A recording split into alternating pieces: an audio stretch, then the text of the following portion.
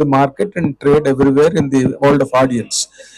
అంత పెద్ద హిట్ తర్వాత అంత కంపోజిషన్ అవన్నీ సెట్ అవడం అన్నది సినిమా చాలా కష్టం. అవన్నీ తండ్రి సినిమాకి బాగా సెట్ అయ్యాయి. ఇప్పుడు ఈ సినిమా ఇమీడియట్ గా వచ్చే సినిమా అంత ఎక్స్పెక్టేషన్ ఈ సినిమా మీద ఉంటుంది. వాట్ ఆర్ ది ఫ్యాక్టర్స్ అండి ఇఫ్ యూ కెన్ రియల్లీ అంటే చెప్పాలి ఈ సినిమా ఆడడానికి ఇంత దమ్ము ఉంది అని చెప్పాలంటే 1, 2, 3 పాయింట్లు ఏం చెప్తారు సార్ దీనికి? Only entertainment you want to say? Yes, ఎందుకంటే నవ్వించాలి, నవ్వించాలి అంతే. Let voices speak sir. నవ్వించాలి. తండ్రి అంటే ఒక హానెస్ట్ గా ఒక కథ, నిజంగా జరిగింది కదా, అంత హానెస్ట్ గా చెప్పాము. ఇది వచ్చి నవ్వించాలి, టార్గెట్ వచ్చి నవ్వడం, డబ్బు వాళ్ళు ఇచ్చిన డబ్బులకి ఇంకా ఎక్కువ నవ్వించి బయటకు పంపడం. అంతకన్నా ఈ సినిమా ఎక్కువ ఆలోచించలేదు మేము ఎవరం కూడా. అంటే లైక్ మ్యాడ్ ఆయన అలాగే చెప్పాడు, ఇది నవ్వడానికి తప్పితే ఇంక దేనికి పనికిరాదని ముందే ఒక లేదు. దీంట్లో కథ ఉంది, స్క్రీన్ ప్లే మంచి స్క్రీన్ ప్లే ఉంది, దాంతో పాటు నవ్వించడం మెయిన్ టార్గెట్ ఉంది. Okay okay. నౌ విష్ణు, అంటే మీ దగ్గర నుంచి సినిమాలు ఎక్స్పెక్ట్ చేసే audience are your followers? Otherwise మీ సినిమాలు అనగానే ఏదో చాలా గట్టిగా ఎక్స్పెక్ట్ చేసే ఒక సిచ్యువేషన్ మీకున్నది, ఒక typical situation. Will this film really meet that and or it will fall in the regular track like any entertainment? Regular బేసిక్గా నేను రెగ్యులర్ మీరు ఎప్పుడు చూడలేదు ఇప్పుడు దాకా, ఇకపై కూడా చూడరు. ఖచ్చితంగా కథలో మ్యాటర్ ఉంటుంది. కాకపోతే దీనికి మేము ఎక్కువ ఎక్సైట్ అయింది ఏంటంటే, వన్స్ స్టార్ట్ అయిన తర్వాత షూట్ ఏదైతే ముందు ఎంటర్టైన్మెంట్ ఎక్కువ ఇద్దాం అనుకున్నామో, సింగిల్ అనేది మాక్సిమం అందరూ అది ఫేస్ చేసే ముందుకెళ్తారు. ఇప్పుడు ఒక ఏజ్ లో అందరూ సింగిల్ గా ఉంటారు, అట్లీస్ట్ వాళ్ళు ఆలోచిస్తారు సింగిల్ గా ఉన్నందుకు ఎందుకున్నాం ఏంటని. ఆ ప్రాబ్లమ్స్ ఇప్పుడు ఉన్నాయండి. అవి 80s బ్యాచ్ రిప్రజెంట్ చేసేది ఒక ఆయన ఉన్నారు, 90s బ్యాచ్ రిప్రజెంట్ చేసేది ఒకళ్ళు ఉన్నారు, జెన్జీ పిల్లలు కూడా ఉన్నారు. సో ఇలా ఒక 3 జనరేషన్ల ఒక మైండ్ సెట్ ఎలా ఉంది ప్రెసెంట్ అనేది హ్యూమరస్ గా. ప్రాబ్లమ్స్ ఉంటాయి, అన్ని ఉంటాయి, అవన్నీ మీకు ఎంటర్టైన్మెంటే. నాకు మాత్రం కథలో వెళ్ళే దీంట్లో మాత్రం మంచి మూమెంట్స్ ఉంటాయి అన్ని. కాకపోతే ఏడవటాలు లేకపోతే ఎమోషనల్ అవి తక్కువ ఉంటాయి అన్నమాట. మీకు మాత్రం చూసినంత సేపు మాకు అది జరుగుతున్నా మీరు కనెక్ట్ అవుతూనే ఉంటారు, నవ్వుతూనే ఉంటారు. ఎందుకంటే మీరు ఎక్కడ మీ ఇంట్లోనో లేకపోతే మీ ఫ్రెండ్ తో మీ బ్రదర్ తో ఒకళ్ళది జనం నుంచి వచ్చిన స్టోరీ అండి ఇది. సో మన క్యారెక్టర్లు, బయట ఉండే క్యారెక్టర్లు, రెగ్యులర్ క్యారెక్టర్లు, సినిమాటిక్ హీరోయిజం ఆ క్యారెక్టర్లు కాదు. సో అందుకే చాలా ఈజీగా అందరికీ కనెక్ట్ అవుతుంది, నవ్వుకుంటారు. అంటే మీ ఈ సినిమా కథ నడుస్తున్నంతసేపు ఏదో సీన్ టు సీన్ రీల్స్ లో జోకుల్లాగా వచ్చి వెళ్ళిపోతుందా? But there will be any constructive story that can really hold the auditoriums and audience? 100% hold ఉంటుందండి. 100% స్టోరీ అంతా చాలా హోల్డ్ ఉంటుంది. కొత్త స్క్రీన్ ప్లే ఉంటుంది, కొత్త ఫినిషింగ్ ఉంటుంది, అన్ని కొత్తగానే ఉంటాయి. రెగ్యులర్ అయితే ఏమి ఉండదు. నవ్వు మాత్రం రెగ్యులర్. అంటే నవ్వు మరి వేరియేషన్స్ ఎలా చెప్పాలన్నా తెలియదు. నవ్వు మాత్రం నవ్వుతారు, గట్టిగా నవ్వుతారు, పగలబడి నవ్వుతారు, దుల్లి నవ్వుతారు. నవ్వుల రకాలు దిల్లో చూపిస్తారు. And I wish all the very best మీ అందరికీ కూడా. Thank you. ఈ సినిమా పెద్ద హిట్ అవ్వాలని, గీతా ఆర్ట్స్ కి మరొక ఫెదర్ ఇన్ ది క్యాప్ అవ్వాలని కోరుకున్నాం. Thank you very much.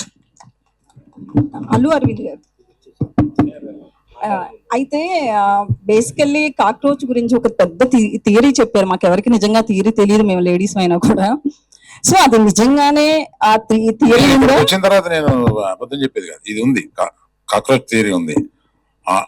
Atom bomb పడినా అది వెళ్ళే ప్లేస్కి వెళ్ళి it saves it self because it doesn't have blood అనే ఈ థియరీ ఉందండి. ఇది లేకపోలేదు, నేను ఫస్ట్ టైం చెప్పడం కాదు, ఇది నేను చదివిందే చెప్తున్నా. అంత రెసిలియన్స్ కాక్రోచెస్ ఉంటాయి. సంసారంలో వచ్చే పడే ఆటం బాంబులకి అంత రెసిలియన్స్ ఆడవాళ్ళకు ఉంటాయి. చెప్తున్న దానిలో ఏం రిఫ్లెక్ట్ అవుతున్నదంటే ఆడవాళ్ళు కాక్రోచెస్ లాంటి వాళ్ళని రిఫ్లెక్ట్ అవుతున్నారు. But the resilience of the cockroaches where it will never die even under the nuclear explosion. ఆడవాళ్ళు కూడా అంత రెసిలియన్స్ గా ఉండగలరు, అంత శక్తివంతులైన ఆడవాళ్ళని చెప్పాం సార్, అంతే. అయితే ట్రైలర్ లో ఒక 3 అంటే అబ్బాయిలకు ఉన్న క్వాలిటీస్ లో 3 చెప్పారు కదండి అల్లు అరవింద్ గారు. ఇక్కడ ఆల్ఫా అని, మాస్ అని, చబ్బి అని. సో మీరు ఏ టైప్ యంగేజ్ లో ఉన్నప్పుడు? నేను పరమ పొరంబోకు.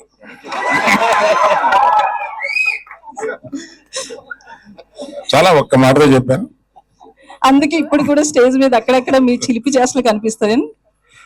పరమ రౌడీ బాయ్స్ లోకి వచ్చానండి నేను. అలా పెరిగి వచ్చి ఆ తర్వాత అది కరెక్ట్ కాదేమో అనుకుని ఇక్కడ సెటిల్ అయ్యి పెద్ద మనిషి అయ్యి ఇప్పుడు పెద్ద మనిషి వేషాలు వేస్తాను.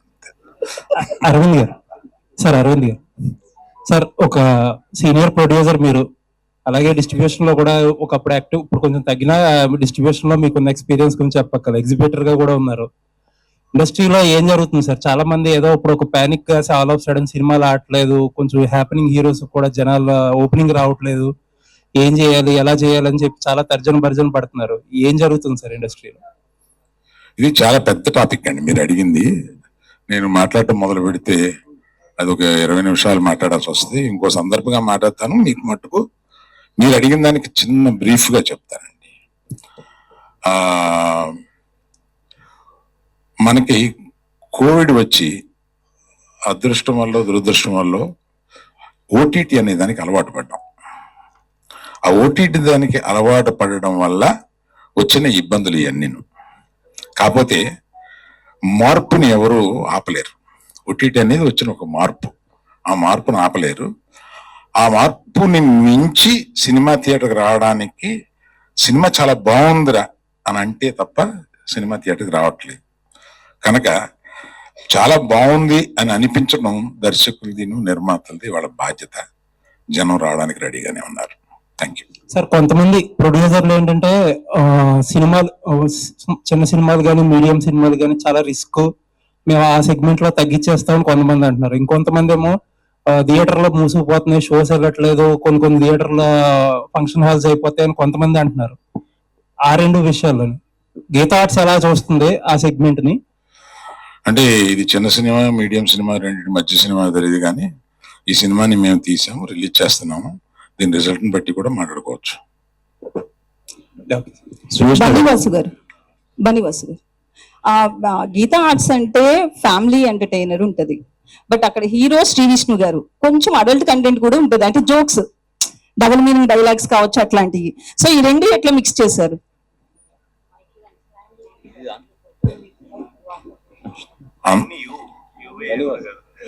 ఎవరు చెప్పినా వాసు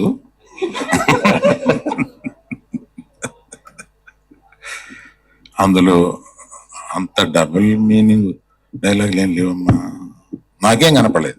నేను ఇందులో ఉన్నాయనట్లేదు. శ్రీ విష్ణు గారిది లాస్ట్ 3-4 మూవీస్ చూస్తే ఎక్కువ డబుల్ మీనింగ్ డైలాగ్స్ ఉంటాయి. సో మీది చూస్తే ఫ్యామిలీ ఎంటర్టైనర్ ఉంటాయి మీ మూవీస్ అన్ని. రెండిట్లో ఎలా మిక్స్ చేశారని అడిగారు అంతే. నేను ఆయన ప్రీవియస్ సినిమా చూడలేదు. విష్ణు గారు, ఇంకోసారి అబద్ధమే ఆన్సర్ అవుద్దమ్మా. విష్ణు గారు, ఇది లాస్ట్ సినిమా కొంచెం ఏంటంటే ఎక్స్పెరిమెంటల్ జోనర్ లో చేశారు మీరు.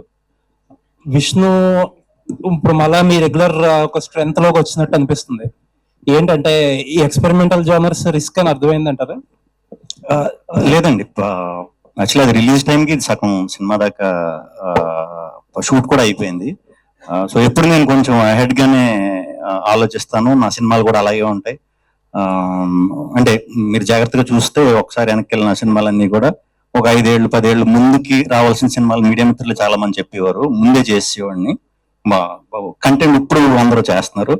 సో దాన్ని ఎలా ఎప్పుడు ఏది ఇవ్వాలనేది ఒక ఐడియా మనకే ఉంటుంది కదా, ఐడియా ప్రకారం చేసుకుంటూ వెళ్ళిపోతున్నాను అంతే. దీనికి ప్రత్యేకంగా ప్లానింగ్ అలా ఏమీ లేదండి. స్వాగ్ చేసేటప్పుడే సింగిల్ కూడా షూట్ కూడా చేస్తాం, చాలా మటుకు 30-40% అయిపోయింది అప్పటికి.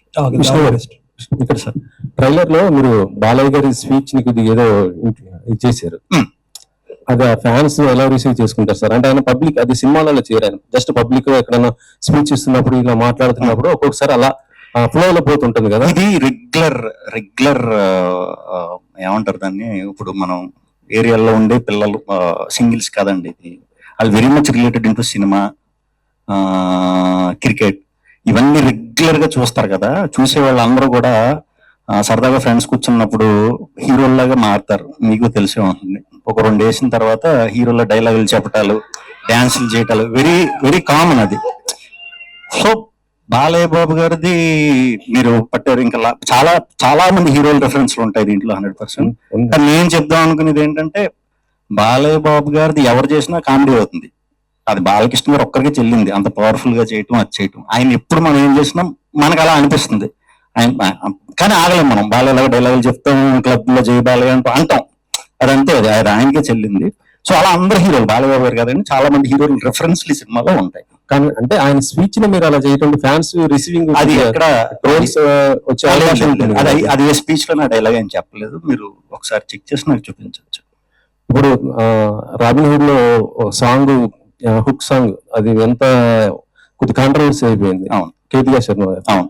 సో ఇందులో ఎలాంటి జాగ్రత్తలు తీసుకున్నారు అసలు కేతికా మా గారు? సినిమాలు అలాంటివి ఉండవు. మీరు కూడా ఏదో పొరపాటు నేను వినేశారు. మేబీ మీరు డబుల్ మీనింగ్ అన్నారు, డబుల్ మీనింగ్ చచ్చిన ఉండవు, సంస్క్రిట్ ఉంటాయి ఎక్కువ, అది చాలా మంది డబుల్ మీనింగ్ అనుకున్నారు. సో మరి ఇప్పుడు సంస్క్రిట్ నేను నేర్పమంటే కష్టం.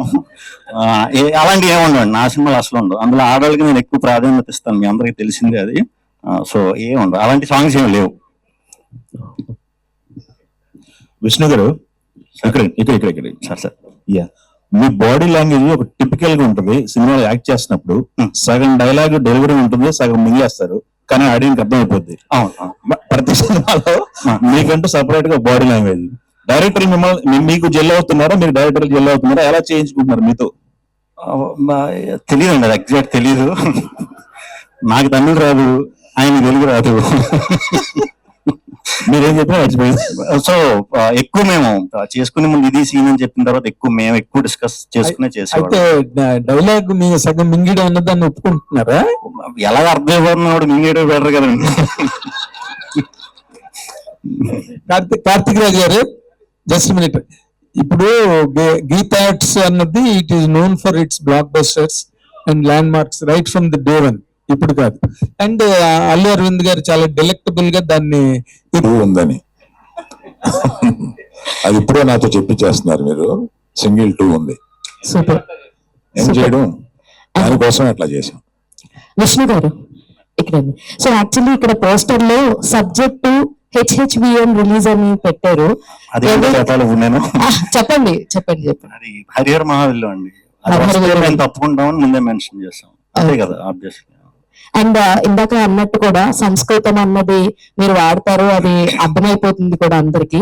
సో ఆల్రెడీ లాస్ట్ మీ 2 సినిమాస్ లో కూడా ఆ డైలాగ్స్ అన్నది like it is like gambling of కొంచెం ఎక్కడ దొరకకుండా గ్యామ్లింగ్ చేసినట్టుగా అనిపిస్తాయి ఆ సంస్కృతం డైలాగ్లన్నీ. But everyone will understand that. ఈ సినిమాలో ఆ పోర్షన్ ఎంత వరకు ఉంటుందంటే ఆడియన్స్ అది ఓటీటీలోకి వచ్చాకనే అర్థం అవుతుందండి, ముందు అర్థం అవదు. ముందు అర్థం అయిపోతే అది అంటే ఈ సినిమాలో ఎంత వరకు ఉండొచ్చు? లేదు మామూలు 1x లో చూస్తే మీకు నా భాష నా అంత ప్యూర్ తెలుగు ఎక్కడ కనిపించదు మీకు. 2x లో అయితే కొంచెం మారుతుంది, 3x అంటే మారుతుంది. అది ఎవరు చేసినా మారుతుంది, కానీ అది ఎందుకో చేశారు మరి అలాగా. మామూలుగానే కొన్ని డైలాగులు 2x లో రన్ అవుతా ఉంటాయి. అవును సార్, మాట్లాడుతున్నప్పుడు కూడా అలాగే అనిపిస్తూ ఉంటుంది సార్.